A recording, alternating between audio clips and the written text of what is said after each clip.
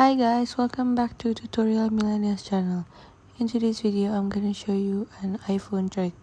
So I'm going to show you how to add caption to your picture on your iPhone.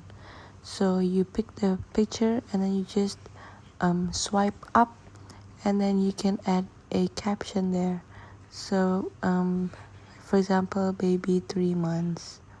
So it's important to have this so that you can easily look for this image without scrolling one by one, and then press done. And then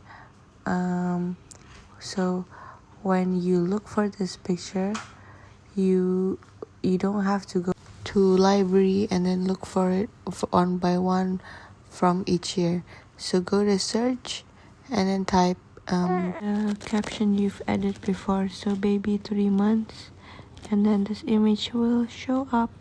So that's it for today. I hope it's useful and thank you.